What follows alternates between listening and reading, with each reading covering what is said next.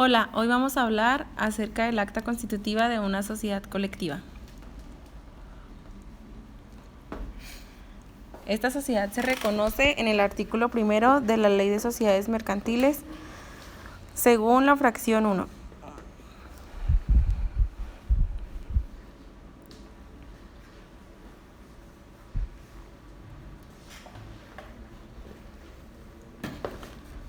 Las normas de conformación de esta sociedad y sus limitaciones se encuentran establecidas en el capítulo 2, desde el artículo 25 hasta el artículo 50.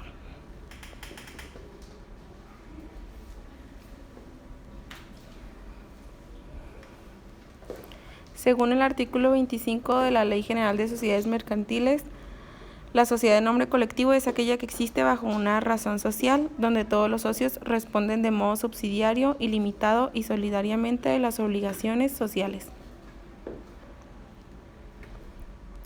Primera cláusula: podrá constituirse como una sociedad colectiva de capital variable. Se formará con el nombre de uno o más socios según el artículo 27.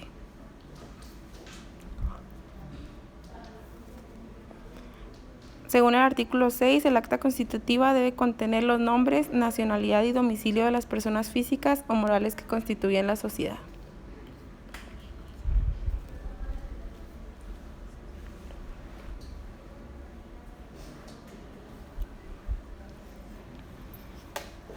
Segunda cláusula. La razón social se formará con el nombre de uno o más socios y si no figura el de todos se le añadirán las palabras compañía u otros equivalentes.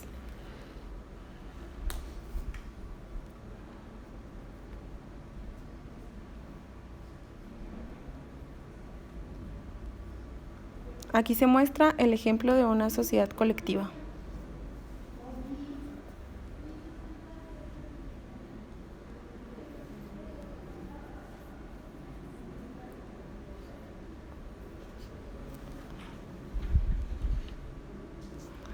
Tercer cláusula.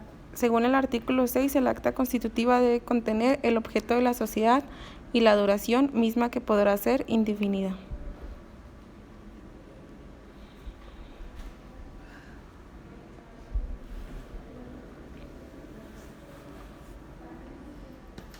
El ingreso de un nuevo socio o separación de alguno de los mismos no será impedimento para que continúe la misma razón social.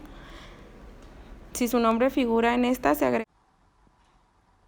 Cuarto, el capital social es de pesos que se suscribe en su totalidad por los socios en las siguientes proporciones. El señor suscribe pesos, porcentaje teniendo un porcentual. El señor suscribe pesos teniendo un porcentual. Esto se basa en el artículo 31. Los socios no pueden ceder sus derechos en la compañía sin el consentimiento de los demás y sin él tampoco pueden admitirse a otros nuevos, salvo que en uno u otro caso el contrato social disponga que será bastante el consentimiento de la mayoría. Quinto, la sociedad estará administrada y representada por los socios gerentes señores y quienes conjuntamente tendrán el uso de la firma social. Les está prohibido el uso de la firma social en negocios ajenos a la sociedad o para avalar o garantizar operaciones a favor de terceros ajenos al giro comercial. Esto se define en el artículo 35. Los socios ni por cuenta propia ni por ajena podrán dedicarse a negocios del mismo género de los que constituye el objeto de la sociedad ni formar parte de sociedades que lo realicen, salvo con el consentimiento de los demás socios.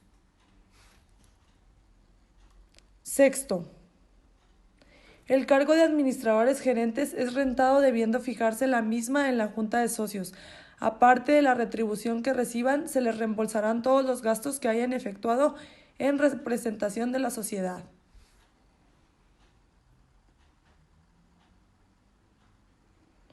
Esto se avala en el artículo 41. El administrador solo podrá enajenar y gravar los bienes inmuebles de la compañía con el consentimiento de la mayoría.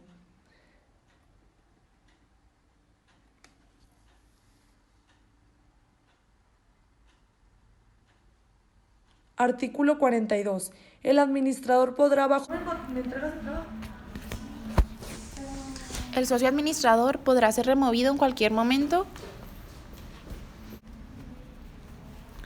El socio administrador podrá ser removido en cualquier momento por el voto de la mayoría de los socios expresados en la Junta de Socios.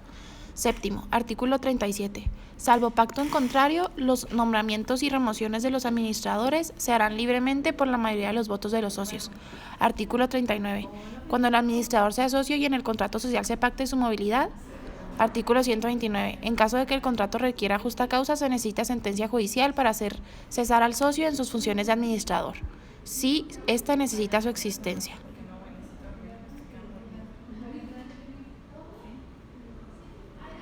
Octavo, los socios administradores deberán requerir el consentimiento de los demás socios para los siguientes casos: cambiar el objeto social, modificar el contrato social, adquirir, vender, ceder, permutar y ofrecer a embargo, hipotecar o gravar con cualquier otro derecho real bienes inmuebles. Octavo, el artículo 47 nos dice que el administrador solo podrá enajenar y gravar los bienes inmuebles de la compañía con el consentimiento de la mayoría de los socios, o en el caso de que dicha enajenación constituya el objeto social, o sea, una consecuencia natural de este. Artículo 44. El uso de la razón social corresponde a todos los administradores, salvo que en la escritura constitutiva se limite a uno o varios de ellos.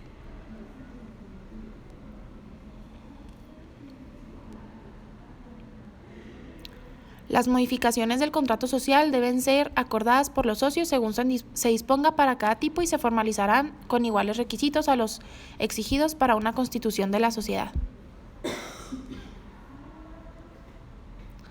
Artículo 34. El contrato social no podrá modificarse sino por el consentimiento unánime de los socios, a menos que en el mismo se pacte que pueda acordarse la modificación por la mayoría de ellos.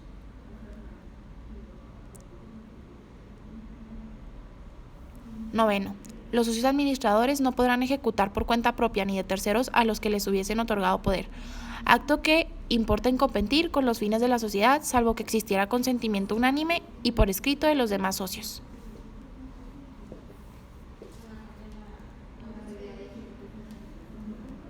Artículo 35. Los socios ni por cuenta propia ni por ajena podrán dedicarse a negocios del mismo género, salvo con el consentimiento de los demás socios. En caso de contravención, la sociedad podrá excluir al Décimo, el socio administrador podrá renunciar en cualquier momento al cargo que ocupa, pero debe responder por daños y perjuicios si su renuncia es dolosa o intempestiva. Artículo 29. El ingreso o separación de un socio no impedirá que continúe la misma razón social hasta entonces empleada, pero si el nombre del socio figura en la razón social, deberá cambiarse. Artículo 37. Los socios no pueden ceder sus derechos en la compañía sin el consentimiento de todos los demás.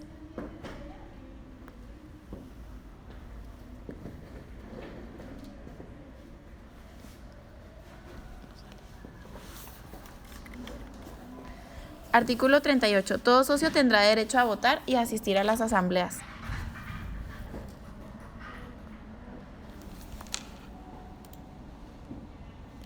Las asambleas tendrán las facultades siguientes: discutir, aprobar, modificar o reprobar el balance general correspondiente al ejercicio social clausurado y de tomar con estos motivos las medidas que juzguen oportunas, proceder al reparto de utilidades,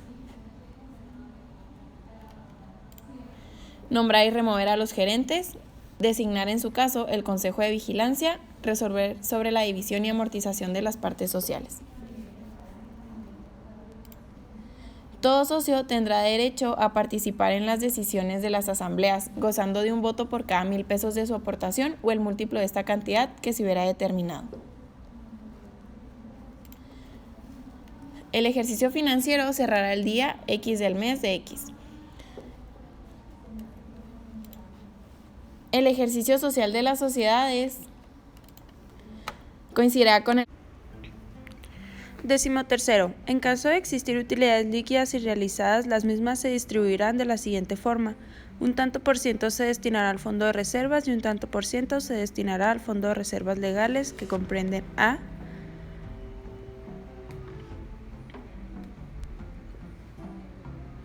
la reserva legal es un ahorro que algunas empresas están obligadas a tener como protección del patrimonio en caso de alguna pérdida. Según el artículo 452 del Código de Comercio, las utilidades líquidas son el resultado luego de efectuar las reservas legal, estatutaria y ocasionales. El artículo 20 de la Ley General de Sociedades Mercantiles dice que en una sociedad de nombre colectivo, las reservas tienen que ser 5% de las utilidades anuales hasta llegar al 20% o bien a quinta parte del capital social fijo. 14. El importe a distribuir de las ganancias quedará a disposición de los asociados después de tantos días de haberse aprobado por todos los socios el balance general. En caso de que el socio no retire las utilidades dentro de los días que hayan quedado a su disposición, las mismas pasarán como cuota de capital de pertenencia del socio. El artículo 48 de la Ley General de Sociedades Mercantiles dice que el capital social no podrá repartirse sino después de la disolución de la compañía y previa a la liquidación respectiva, salvo pacto en contrario que no perjudique el interés de terceros. 15. Las pérdidas serán soportadas por los socios en las mismas proporciones que el capital suscrito, al igual que sus ganancias.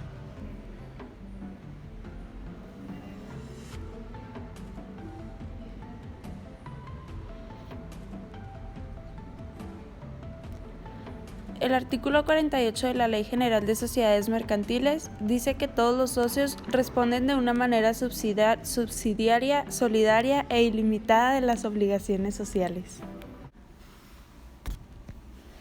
16. En esta fracción nos habla de que en caso de una incapacidad declarada judicialmente o de fallecimiento de alguno de los socios, la sociedad continuará con sus operaciones no cambiando de rubro social, ni entrará en liquidación. En esta parte se encuentra especificada en lo que es el artículo 32. Nos dice que el artículo 32, el contrato social podrá pactarse que a la muerte de cualquiera de los socios continúe la sociedad con sus herederos.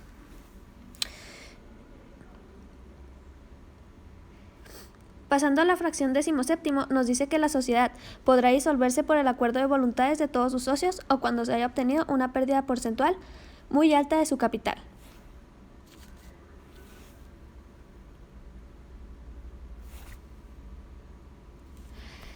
Esto nos lo especifica el artículo 38, que nos dice que todo socio tendrá derecho a separarse cuando el contrato esté en contra de su voto, el nombramiento de algún administrador recayera en persona extraña a la sociedad, y no solo este artículo nos habla sobre la separación o disolución de la sociedad, sino que el artículo 48 también nos dice lo siguiente. Nos dice que el capital social no podrá repartirse sino después de la disolución de la compañía y previa a la liquidación respectiva, salvo pacto en contrario que no perjudique el interés de terceros. En caso dado de que sí perjudique a alguno de los socios, el artículo 49 nos dice que los socios industriales deberán percibir las cantidades que periódicamente necesiten para alimentos. También nos dice que dichas cantidades y épocas de percepción serán fijadas por acuerdo de la mayoría de los socios o en su defecto por la autoridad judicial. Lo que perciban los socios industriales por alimentos se computará en los balances anuales a cuenta de utilidades. Y por último tenemos la fracción 18, la cual nos dice quién quedará a cargo de la documentación de la sociedad una vez disuelta y nos especifica cuántos años deberá conservarla, así como el lugar, la fecha y los ejemplares que deben de haber en esta documentación, así como las firmas de los que lo conforman. Las razones por las cuales el contrato puede rescindirse las encontramos en el artículo 50 y son por uso de la firma del capital social para negocios propios, por infracción al pacto social, por infracción a las disposiciones legales, por comisión de actos fraudulentos o dolosos y por quiebra, intersección o inhabilitación para ejercer el comercio.